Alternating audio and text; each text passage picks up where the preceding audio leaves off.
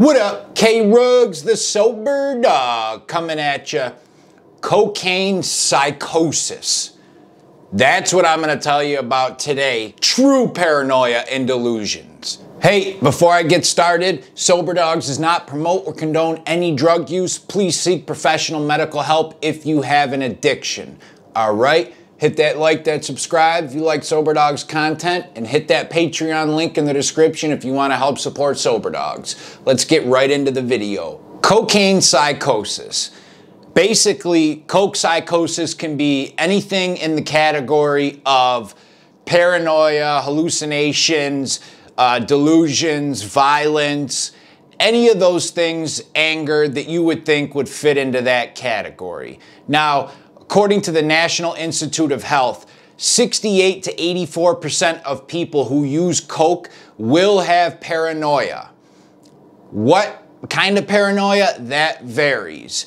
Now, somebody who's going to a party and does 2 lines of coke isn't going to be freaking out necessarily. They could, but that paranoia is probably going to be more minor, like, you know, just a little bit more edgy, a little bit more nervous. Do those people know I'm high? That person's looking over at me like that. You know, smaller things like that. Now, 29 to 53% of those people will have full-blown psychosis. Delusions, hallucinations, delirium, violence, anger, psychotic behavior. This is more what I'm talking about, what I experienced, and, you know, what I'm explaining. This is like when you see in the movies somebody who's doing a lot of crack or injecting cocaine, freaking out, you know, running down the street away from the cops, and there's no cops behind them. Stuff like that. Now, a scary part, another scary stat, according to the National Institute of Health, is people who get these psychosis symptoms, cocaine psychosis symptoms, the more they use, the more likely they are to continue to get worse and worse symptoms. So if you're somebody already prone to the coke psychosis after you smoke crack, the more you do it, the worse your symptoms are going to get, and the more prevalent your symptoms are going to be. Increased paranoia, more and more and more and more and more. That's scary, and that sucks. Along with that, it can affect physical changes. You know, it can cause blood pressure spikes or blood pressure drops. It could cause pulse spikes and pulse dropping, increased sweating. Another part of this that's very scary is that National Institute of Health has determined that repeated cocaine use affects the prefrontal lobe.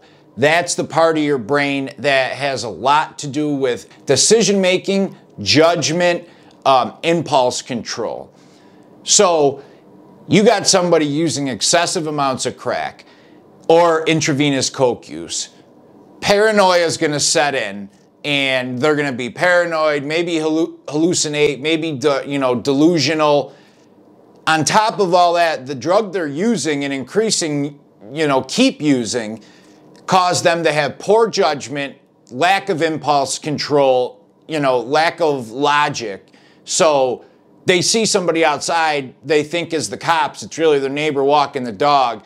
They might do something crazy to get away or run away, or, that's the cops. They tackle them, they shoot at them, they do something nuts like that. That's scary, that's crazy.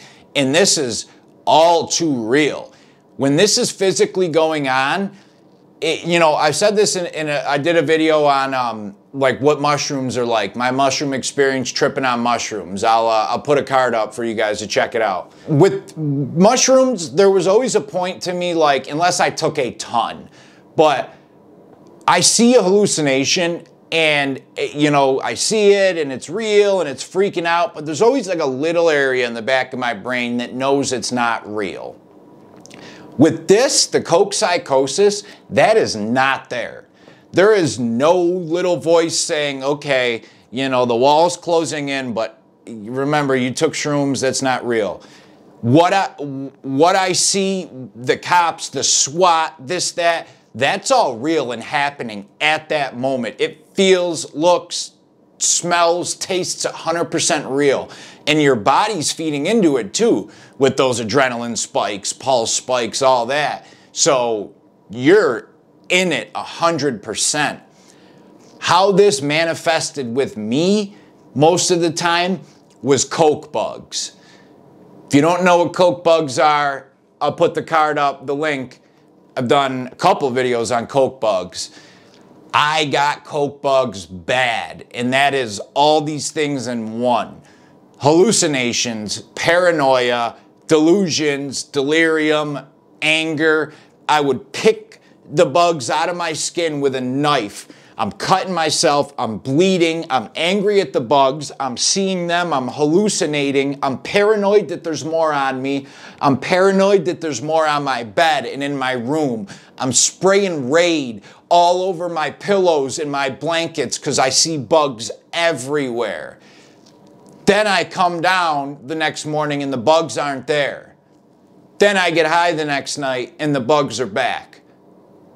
That is pure insanity. That's how cocaine psychosis manifested with me. You know, it's different with everybody. Quick story, and I'll end on this. Guy I was in jail with, this guy smoked crack. That was his drug of choice, large amounts of crack. And he would buy large amounts at once. So he'd go out, he'd buy crack, he'd bring it back to his house. He'd start smoking. A couple hours into smoking, he'd get very paranoid and think that every car driving by is the cops, that the neighbors across the street are the cops, freaking out. He would literally board up every single door and window in his house with a hammer, nails, and wood. Like full-blown board it up. Like you'd see in the movies where boards are covering everything and just a little sunlight's coming in. Freak out, barricade himself in the bathroom. A couple days later, he'd run out, take the boards down, go out, get more crack. Before he left, he'd write himself notes next to every door and window. It's not real. Stop hammering the walls. Don't board up the windows. It's just the neighbors. It's not the cops. Come home, start smoking crack again, and do the whole process over. It is nuts. I don't recommend it. All right? K Ruggs, the Sober Dog, and I'm out. See ya.